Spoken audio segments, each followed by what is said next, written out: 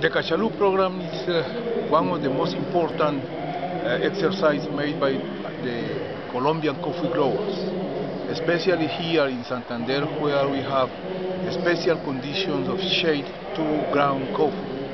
So we can produce organic coffees under this condition in excellent conditions. The yield in these conditions are as important like in the coffee and the central coffee region.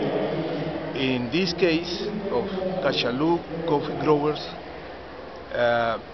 they are very committed to produce an excellent quality.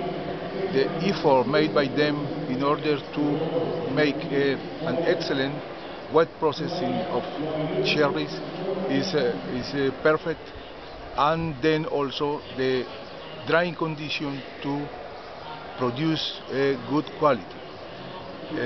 Of course, these Cachalú programs assure to you the perfect traceability of the coffee until the farm. But if you want, we can offer to you the traceability until the lot.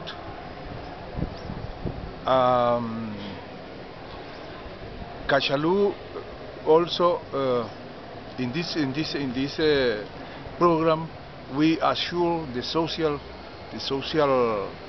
aspect for all the workers at farm, and of course for the environment.